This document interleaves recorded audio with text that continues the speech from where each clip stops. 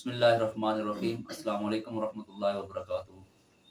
तो मैं अपने तमाम देखने वालों का अपने चैनल पे एक दफ़ा फिर से जो है तो वेलकम करता हूँ। तो आपकी खिदमत में एक और वीडियो के साथ आज हाज़िर हूँ, जिसके अंदर जो है वो बेसिकली हमने सीरीज़ 2 जो है वो स्टार्ट कर रखी थी और जिसके अंदर मैं 10th क्लास कंप्यूटर को जो है तो हम डिस्कस कर रहे थे। Unit number 4 national book foundation की जो बुक है हम उसको देख रहे थे। तो प्रीवियस लेक्चर्स के अंदर मैंने आपको एक वीडियो के अंदर इफ का यूजेज बताया, सेकंड में हमने इफ एल्स को डिस्कस किया। Then the very last lecture जो हमने आपने देखा मेरे इस चैनल के ऊपर इस सीरीज 2 का, उसमें हमने एल्स इफ स्टेटमेंट को जो है तो वो कवर किया था। तो स्टूडेंट बेसिकली इस वीडियो के अंदर जो है मैं आपको मल्टीपल चॉइस एक और स्टेटमेंट जैसे एल्स इफ हमने डिस्कस किया था कि जब भी हमारे पास चॉइसेस मोर देन 2 हों, तो हमको एल्स इफ स्टेटमेंट लगानी पड़ती है।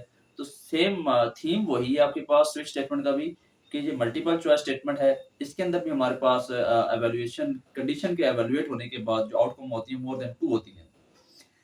But the difference between switch statement and else if statement is that कि स्विच स्टेटमेंट की ना एक थोड़ा सा डिसएडवांटेज समझ लें या लिमिटेशन समझ लें कि कंडीशंस के अंदर वो जो इनइक्वालिटीज के सिंबल होते हैं लेस देन का या ग्रेटर देन का जो आपके पास है, स्विच स्टेटमेंट उनको डील नहीं करती। स्विच स्टेटमेंट सिर्फ इक्वालिटी को चेक करती है। लेकिन ऑन द अदर हैंड जो प्रीवियस लेक्चर के अंदर हमने else if multiple choice statement समझी थी, वो इक्वालिटी इनइक्वालिटीज दोनों को जो है वो डील करती है। तो बस ये बेसिक दोनों का डिफरेंस है, बाकी हैं दोनों मल्टीपल चॉइस क्वेश्चन जो स्टेटमेंट्स हैं एल्स इफ भी और स्विच स्टेटमेंट भी। तो इस वीडियो के अंदर मैं आपको स्विच स्टेटमेंट की डेफिनेशन जो मोर और लेस सेम है एज एल्स इफ स्टेटमेंट, थोड़ा सा माइनस उसका डिफरेंस होगा बीच में डेफिनेशन में। देन मैं आपको स्विच का स्ट्रक्चर समझाने की कोशिश करूंगा और फिर उस स्ट्रक्चर को एक एग्जांपल के थ्रू मैं आपको इम्प्लीमेंट करवा के प्रैक्टिकली दिखाऊंगा कि स्विच स्टेटमेंट को हम प्रोग्राम के अंदर यूज कैसे कर सकते हैं। तो अगर आप स्विच स्टेटमेंट के यूज को समझना चाहते हैं, कंसेप्ट को क्लियर करना चाहते हैं, तो मैं रिक्वेस्ट करूंगा कि मेरी इस वीडियो को स्टार्ट से लेकर एंड तक लाजमी देखिएगा, कोई भी पार्ट स्किप मत कीजिएगा, क्योंकि आप एक भी स्टेप आप जब स्किप हो जाता है हमारे पास तो फिर वो प्रॉपर तरीके से हमें कंसेप्ट क्लियर नहीं होता जब भी कोई चीज़ बीच में स्किप हो जाए। तो अब फर्दर डिले किए बगैर, आपके पास मज़ीद टाइम वेस्ट किए बगैर डायरेक्ट चलते हैं वीडियो की तरफ। तो let's start the today's lecture. बिस्मिल्लाहिर्रहमानिर्रहीम। अच्छा तो स्टूडेंट्स, ये हमारा सीरीज़ 2 जो कंप्यूटर साइंस 10th क्लास की हमने नेशनल बुक फाउंडेशन स्टार्ट की थी, उसका लेक्चर नंबर 4 होने जा रहा है आज। जिसके अंदर हमने यूनिट नंबर 4 का आगाज़ किया था और हम कंडीशनल स्टेटमेंट्स को वन बाय वन डिस्कस कर रहे थे। सबसे पहले लेक्चर नंबर 1 में हमने इफ स्टेटमेंट को स्टडी किया। Then in lecture number 2 we discuss if else statement and the previous very last lecture of this series we discuss else if statement. So in today's lecture number 4 we are going to discuss switch statement। तो बच्चे basically जो switch statement है और else if statement है, दोनों का purpose basically same ही है। जैसे एल्स इफ जो है वो मल्टीपल कंडीशंस को एग्जीक्यूट करने के लिए आपके पास मतलब कि जब हमारे पास चॉइसेस मल्टीपल हों on the basis of execution of condition, तो हम इफ एल्स यूज करते थे।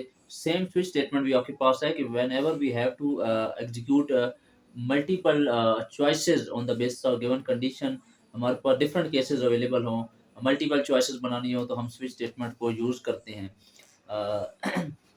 तो दोनों का मोर और लेस सेम ही पर्पस है, but the only difference between switch statement and else statement is that जो आपके पास है स्विच स्टेटमेंट है ना, वो ये less than greater than less than equal to या ग्रेटर देन इक्वल टू की जो इनइक्वालिटीज है बेसिकली, स्विच स्टेटमेंट इनइक्वालिटीज को डील नहीं करती। स्विच स्टेटमेंट सिर्फ आपके पास इक्वालिटी को चेक करती है, दैट्स इट। आपने वो देखा था ना, हमने इफ एल्स के या इफ के एल्स इफ के जितने भी प्रोग्राम हमने किए उनमें हमारे पास कंडीशन में ये इनइक्वालिटीज आ रही थी, बट इन स्विच स्टेटमेंट ये इसकी लिमिटेशन है या डिसएडवांटेज समझ लें कि स्विच स्टेटमेंट सिर्फ इक्वालिटीज वाली कंडीशन को चेक करती है, इनइक्वालिटीज को स्विच स्टेटमेंट डील नहीं करती। ठीक है बच्चे, तो ये डेफिनेशन आपको क्लियर हो जानी चाहिए कि whenever you have to explain the switch statement, first you have to write definition. तो मैं डेफिनेशन लिख नहीं रहा आपके पास, आपके लिए डिक्टेट कर देता हूँ दोबारा से, आप लिख लीजिएगा वीडियो की मदद से। So what is switch statement basically बेटा, whenever we have to make multiple choices on the basis of a given condition, we can use a switch statement. So basically more or less switch statement is similar to else if statement, but the only difference between else if and switch statement is that that there is a disadvantage or limitation. One limitation of switch statement is that it cannot deal with inequalities, it only deals with equalities. तो इसकी definition में आ जाएगा बच्चे, जो मैंने आपको explain कर दी. Then you have to write the syntax. Syntax आपने लिखना है कि जनरल फॉर्मेट स्विच का क्या है, जैसे मैंने आपको बाकी स्टेटमेंट्स का भी बताया. सो बच्चे आपके पास क्या करना है, आपने यू हैव टू फर्स्ट आपने क्या करना है, जो स्टेटमेंट है उसका नाम लिखना है. जैसे इफ थी पहले, तो अब स्विच आ गया. देन वहां पे जो इफ थी, if else and else if के साथ कंडीशन लिखते थे, यहाँ लिखेंगे एक्सप्रेशन बच्चे. इधर क्या आ जाता है बच्चे, एक्सप्रेशन. यस. देन बॉडी आपकी स्टार्ट होगी स्विच की. इसमें हमारे पास डिफरेंट केसेस होते हैं. स्विच के अंदर हमारे पास क्या होते हैं बच्चे, केसेस बनाए जाते हैं. मतलब केस का वर्ड यूज होता है, साथ कांस्टेंट आप लिखते हैं आपके पास. तो सबसे जो पहला केस है, केस साथ लिखते हैं हम कांस्टेंट. इस केस का कांस्टेंट क्या होगा, तो केस कांस्टेंट 1. देन आपके पास केस कांस्टेंट 1 जो आप लिखेंगे, इसके साथ डबल डॉट आएगा. अगर यहाँ जो एक्सप्रेशन लिखी गई है, वो एक्सप्रेशन इस केस के साथ लिखी हुई है कांस्टेंट के साथ अगर मैच कर गई है, समझ आ रही है. फॉर एग्जाम्पल मैंने स्विच एक्सप्रेशन में लिखा है स्मॉल अल्फाबेट ए है, इधर केस का जो कांस्टेंट है वो भी स्मॉल ए आ गया, तो इट मींस कि ये एक्सप्रेशन और कांस्टेंट आपस में क्या हो गया, मैच कर गया बच्चे. तो आपके पास ये केस ट्रू हो गया. तो इस केस के साथ जो आपके पास ब्लॉक ऑफ स्टेटमेंट है वो चल जाएंगी. जो भी आपने यहाँ पे आगे एग्जीक्यूट करवाना है वो चल जाएगा. और जब ये एग्जीक्यूट हो जाएगी सारी ब्लॉक्स ऑफ स्टेटमेंट, तो अब अपने स्विच स्टेटमेंट से बाहर निकलना है ना, क्योंकि बाकी केस तो आप डील करने की जरूरत नहीं है. तो फिर आप लगाते हो ब्रेक. हर केस एंड होता है ब्रेक के ऊपर, और ये बॉडी आपके पास क्लोज हो गई. अच्छा, ब्रेक के साथ खत्म होगा आपके पास ये. बेसिकली ब्रेक क्या करता है आपके पास, कि जब कोई केस एक्सप्रेशन के साथ मैच होकर एग्जीक्यूट हो जाता है, तो रिमेनिंग केस ना चलें, तो वो क्या करता है, ब्रेक स्टेटमेंट आपके पास स्विच स्टेटमेंट से जो है कंट्रोल, वो वापस मेन फंक्शन में जो है तो वो स्टेप बैक कर देती है. लेकिन अगर आपके पास यहाँ पे लिखेगी एक्सप्रेशन और केस जो पहला है कांस्टेंट वो मैच नहीं करते, तो फिर आपको जाना पड़ेगा case constant. Second case check करो. हो सकता है कि यहाँ जो एक्सप्रेशन लिखी गई है वो पहले केस के कांस्टेंट के साथ मैच नहीं कर रही थी. मे बी वो जो सेकंड केस कांस्टेंट है उसका मैच कर जाए. तो अगर सेकंड केस इस एक्सप्रेशन के साथ मैच हो रहा है जो स्विच के साथ लिखा हुआ है, तो फिर ये ट्रू हो गया. तो इसके साथ जो ब्लॉक ऑफ स्टेटमेंट्स हैं वो चल जाएंगी. और जब ये सारी ब्लॉक ऑफ स्टेटमेंट एग्जीक्यूट हो जाएंगी, तो आपने स्विच से अब बाहर आना है ना, कोई और केस ना चले, क्योंकि जो केस चलना था वो एग्जीक्यूट हो चुका है. तो फिर दोबारा यहाँ पे क्या लगाओगे, ब्रेक. बट अगर ये केस भी मैच नहीं होता, इट मीन्स कि मतलब कहने का मकसद है कि जितने केसेस आप पॉसिबिलिटीज हैं आपके गिवन क्वेश्चन के अंदर, आप उतने केसेस बनाओगे. मतलब कि केस कांस्टेंट एन तक जितने आप बनाना चाहते हैं आप बनाएं. ब्लॉक ऑफ स्टेटमेंट्स उनकी एग्जीक्यूट करवाएं, साथ साथ ब्रेक करते जाएं उसको, ताकि बाकी केसेस स्विच की ना चलें. लेकिन बार्स का तो ऐसे होता है आपके पास कि जो स्विच स्टेटमेंट के अंदर जो केस एक्सप्रेशन लिखी गई है और नीचे जितने केस कांस्टेंट्स आपने डेवलप किए हैं वो कोई भी मैच नहीं करता एक दूसरे के साथ. तो इट मीन्स कि आपको कोई मैसेज देना पड़ेगा ना यूजर को एंड पे, क्योंकि कोई भी केस तो चलना नहीं है. तो आउटपुट तो कुछ ना कुछ होनी चाहिए, यूजर को पता लगना चाहिए कि कहाँ फॉल्ट आ रहा है. तो फिर जैसे इफ एल्स इफ के अंदर आप जब कोई भी आपके पास कंडीशन इफ के साथ या एल्स इफ के अंदर जो लिखी थी वो मैच नहीं होती थी, तो बाय डिफॉल्ट जो हम मैसेज लिखते थे ना आखिरी एल्स के अंदर, जिसमें हमने सिर्फ ये बताना होता था कि you input a invalid number, कि आपने गलत डाटा इनपुट किया है. तो यहाँ पे एल्स की जगह क्या आ जाता है बच्चे, डिफॉल्ट. डिफॉल्ट और इसके साथ जो ब्लॉक ऑफ स्टेटमेंट जो मैसेज देना है, जो बेसिकली यही होता है कि यू इनपुट इनवैलिड डाटा. और फिर हमारी ये स्विच की बॉडी की हो जाएगी क्लोज. ठीक है बच्चे, तो ये सेंटेक्स था आपके पास, जिसमें हमने सबसे पहले स्विच स्टेटमेंट का नाम लिखा, फिर एक्सप्रेशन लिखेंगे, फिर आपके पास लेफ्ट ब्रेसेस से स्विच की बॉडी स्टार्ट होगी, और इसमें केसेस बनाते जाएंगे. केस हर केस के साथ एक कांस्टेंट लिखेंगे. अगर वो ट्रू है तो ब्लॉक ऑफ स्टेटमेंट चल जाएंगी. साथ ही केस के साथ ब्रेक पे एंड करेंगे, ताकि स्विच स्टेटमेंट के नीचे जो बाकी केसेस लिखेंगे वो ना चलें. और ब्रेक के बाद फौरन जो कंट्रोल है इस बॉडी की स्विच की बॉडी से बाहर चला जाए और मेन फंक्शन में वापस आ जाए. फिर केस कांस्टेंट 2 करते करते जितने नंबर ऑफ एन केसेस आप बनाना चाहते हैं अपने क्वेश्चन पे डिपेंड करते हुए बनाएं. अगर कोई भी केस मैच नहीं हो रहा, तो बाय डिफॉल्ट एंड पे जो मैसेज देना चाहता है कि अगर कोई इन केस कोई भी आउटपुट आपके पास एक्सप्रेशन और केस मैच नहीं होते, तो बाय डिफॉल्ट क्या स्टेटमेंट यूजर को जानी चाहिए, ताकि उसको आइडिया हो कि कहाँ इशू आ रहा है. तो now let's move on to the example of switch statement. तो बच्चे मैं आपके पास एक ऐसा स्विच स्टेटमेंट को यूज करके एक प्रोग्राम लिखूंगा जिससे आपको आइडिया हो जाए यूज इस्तेमाल कैसे करते हैं स्विच स्टेटमेंट को प्रोग्राम के अंदर. तो बेसिकली आपके पास एक प्रोग्राम हम बनाएंगे जिसमें मैं यूज़र से क्या इनपुट लूँगा, उसके ग्रेड। क्वेश्चन को गौर से सुनिएगा, मैं लिख नहीं रहा आपके लिए, सिर्फ डिक्टेट कर रहा हूँ। एक ऐसा प्रोग्राम लिखना है, write a program in which we will input the grade of the user. कोई भी उसका टेस्ट हुआ है तो हमने उसका ग्रेड इनपुट लेना है और उस ग्रेड के अगेंस्ट हमने कोई मैसेज प्रिंट करवाना है। लेट्स सपोज कि मैं कहता हूँ कि जब ग्रेड अगर ए इनपुट होता है तो एक्सीलेंट एक्सीलेंट का मैसेज प्रिंट हो। ग्रेड जो है बी अगर वो इनपुट करता है तो गुड का मैसेज जाना चाहिए। सी इनपुट करता है तो आपके पास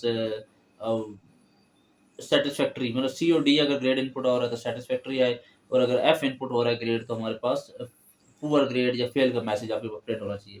तो स्विच स्टेटमेंट को यूज करके हम ये प्रोग्राम करेंगे। तो let's start the example of switch.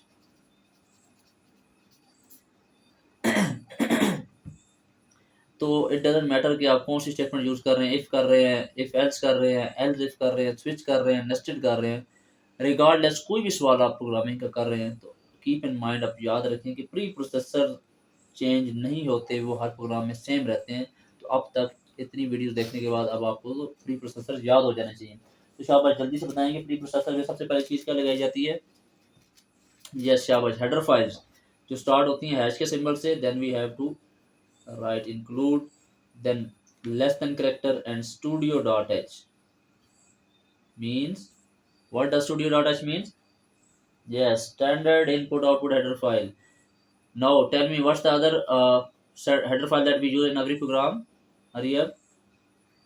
Yes, you think right. Hash include less than character, then we have to write conio dot h या conio dot h, कुछ इसको रीड करते हैं बच्चे, तो what ever your pronunciation it doesn't matter, concept होना चाहिए। अब conio dot h हमारे पास जो था वो क्या है। यस, माइंड में सोचें जी। तो जिसने सोचा है console input output header file, they are right. It means you have a complete focus in the lectures that we are covering in the series 2। शाबाश बच्चे। And the last thing in preprocessor directive is, yes exactly, the main function we have to include. Main function, क्योंकि हमारा जितना भी function input output use करते हैं, statement type करते हैं लेफ्ट ब्रेसेस के बाद, वो उसको कंट्रोल कौन कर रहा होता है, मेन फंक्शन। जो बेसिकली जो ब्रेसेस के अंदर हम लिखते हैं वो बॉडी होती है मेन फंक्शन की। जी, तो आपको आप माइंड में सोचेंगे, कौन बताएगा, कमेंट सेक्शन के अंदर जल्दी से ये बताएं कि जब मेन फंक्शन स्टार्ट होता है तो सबसे पहली स्टेटमेंट जो लिखी जाती है उसका नाम क्या है। जल्दी से टाइप करके बताएं, देखता हूँ कि कितने बच्चों ने सीखे अभी तक मेरे से।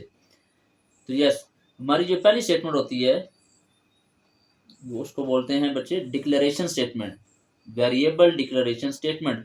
कि हमने ये देखना है कि हमारे इस प्रोग्राम को कंप्लीट करने के लिए सक्सेसफुली कितने वेरिएबल्स रिक्वायर्ड हैं।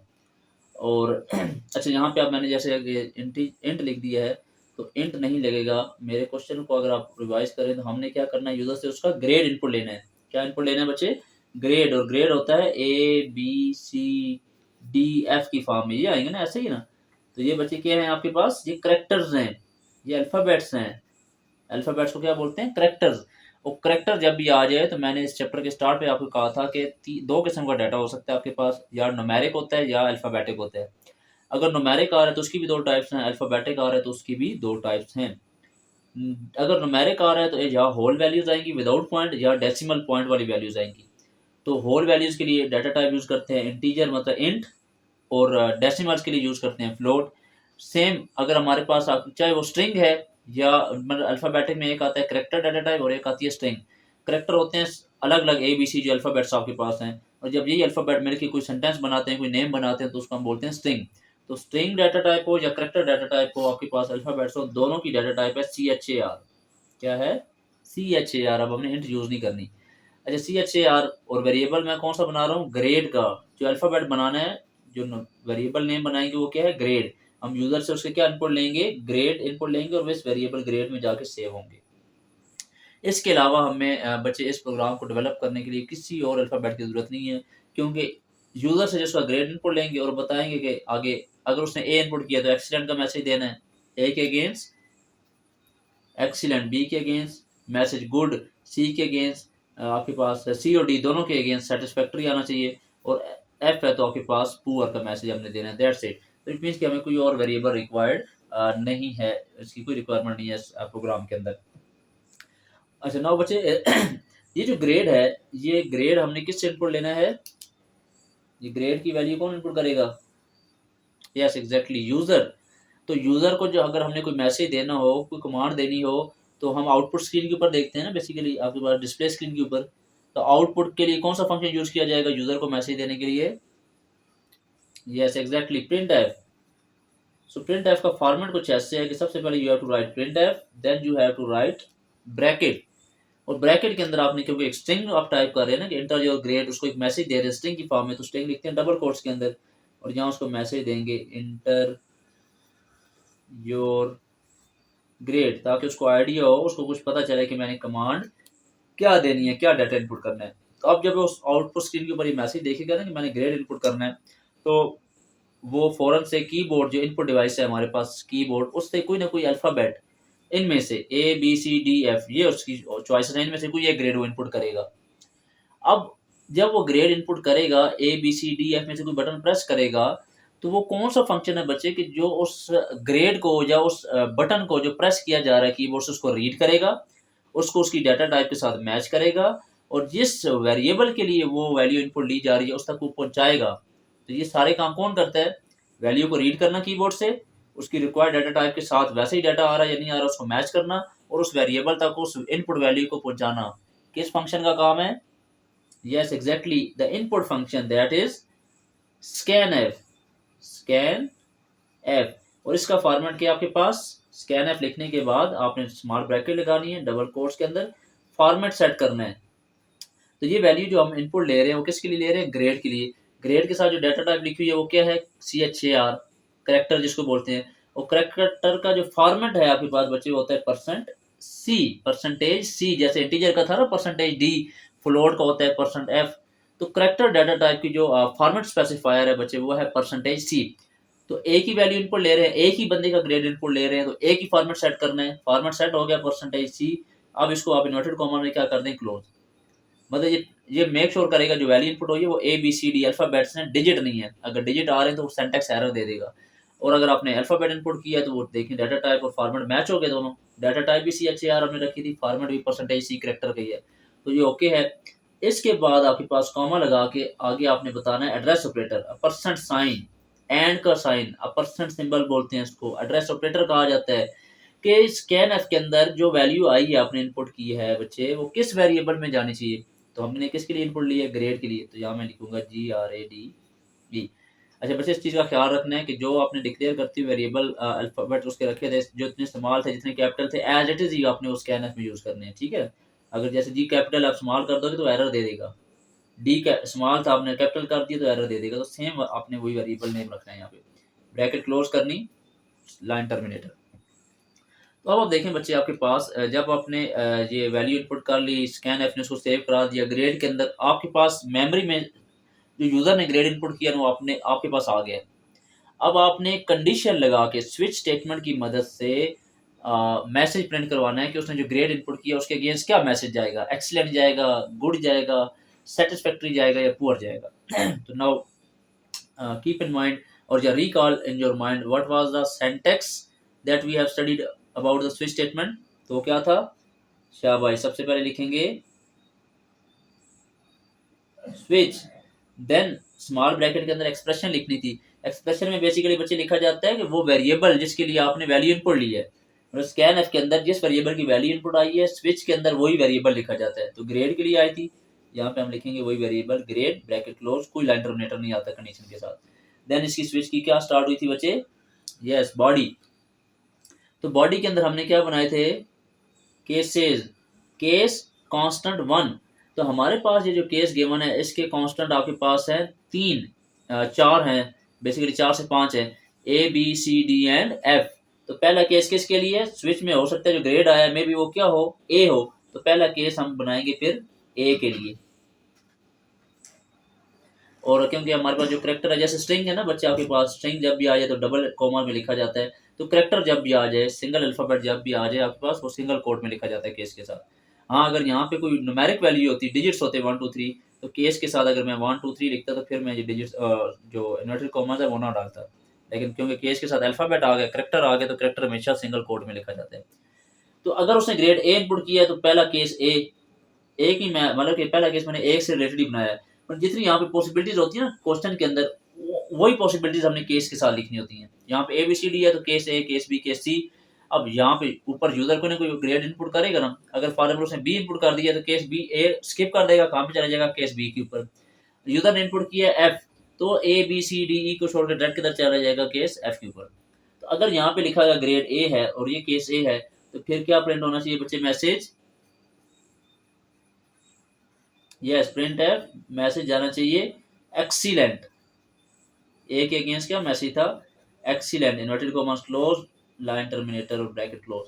और साथ ही ये केस चल गया ना, और कुछ भी नहीं चाहिए, मार्क्स ग्रेड इनपुट किया उसने, हमने मैसेज दे दिया कि तुम्हारे ग्रेड के अगेंस्ट एक्सीलेंट बनता है, दैट्स इट। तो ब्रेक कर दो। अगर ये केस चल गया तो अब स्विच के नीचे बाकी जितने केसेस बेशक लिखे भी हुए तो वो एग्जीक्यूट नहीं होंगे, वो स्विच से बाहर चला जाएगा। लेकिन इन केस बच्चे यहाँ लिखा गया ग्रेड और ये केस मैच नहीं कर रहा थे, हो सकता है फिर पॉसिबिलिटी है कि जो ग्रेड इनपुट हुआ है वो बी हो, तो फिर केस बी को चलना चाहिए। तो case constant in single code के अंदर लिखेंगे बी। अगर यहाँ आया ग्रेड जो इनपुट हुआ है वो बी के साथ मैच हो रहा है, मतलब वो बी है, तो ये केस मैच हो जाएगा आपस में, ये स्विच के साथ लिखी गई एक्सप्रेशन और ये केस बी मैच हो गया। तो बी के अगेंस्ट हमारे पास क्या मैसेज था बच्चे, yes very good, we have to give him a message good, your message against grade B is good, and that's it. ये केस चल गया, प्रोग्राम कंप्लीट हो गया, ब्रेक हो जाना चाहिए, बाकी नीचे केसेस को नहीं देखना।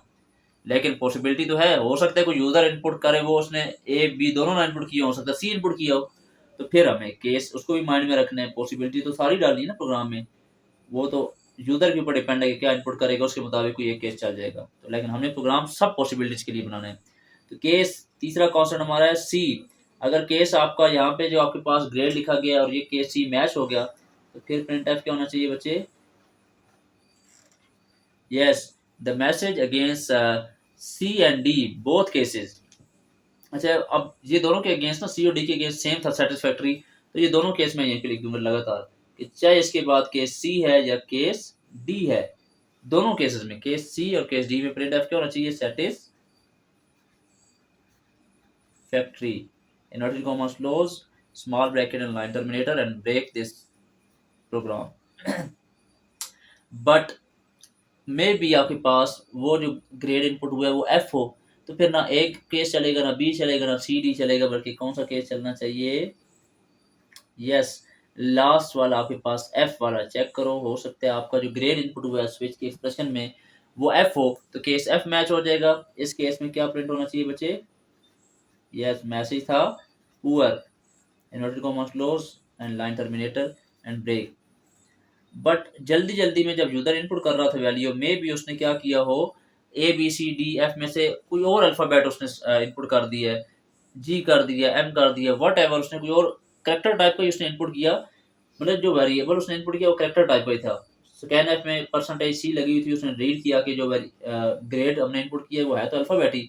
अब उसे तो नहीं पता आपके पास के कंप्यूटर तो मशीन है, उसे क्या पता है कि मैंने सिर्फ ये ABCDF ही लेना है, इसके अलावा इनपुट नहीं दे सकता। हाँ उसे पता है परसेंटेज सी लगा हुआ है, ऊपर ग्रेड के साथ करेक्टर लगा हुआ है, तो इट मींस कि ए से लेकर जेड तक कोई भी करेक्टर मेरे अंदर इनपुट हो सकते हैं।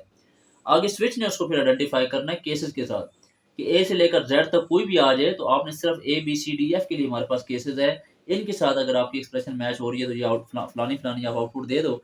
इसके बाहर अगर कोई इनपुट कर दिया उसने करेक्टर, तो फिर डिफॉल्ट स्टेटमेंट चलेगी। फिर कौन सी स्टेटमेंट चलेगी बच्चे, डिफॉल्ट। और डिफॉल्ट के अंदर क्या मैसेज देना है, बस एक प्रिंट एफ लगानी है आपने सिंपल, जिसमें आपने बताना है यू इनपुट इनवैलिड ग्रेड, और प्रोग्राम फिर क्या कर देना है, गेट ch लगा के क्लोज। तो ये था हमारे पास बच्चे कंप्लीट स्विच स्टेटमेंट होती क्या है, उसका स्ट्रक्चर क्या है, उसका सिंटैक्स क्या है आपके पास, तो मैंने एक्सप्लेन कर दिया इस वीडियो के अंदर। उम्मीद है आपको काफ़ी हद तक स्विच स्टेटमेंट का यूज़ क्लियर हो गया होगा। तो अब अगर आप मज़ीद अपने कॉन्सेप्ट्स को स्ट्रॉन्ग करना चाहते हैं बेटा, तो आप इनकी डिफरेंट प्रोग्राम की और स्विच स्टेटमेंट की मदद से करने की कोशिश करें, प्रैक्टिस करें, because practice makes a man perfect. तो उम्मीद करता हूँ आपको मेरी आज की वीडियो ये पसंद आई होगी। तो मेरी अगली वीडियो आने तक मुझे दें इजाज़त, अपना बहुत सा ख्याल रखिएगा। अल्लाह हाफिज़।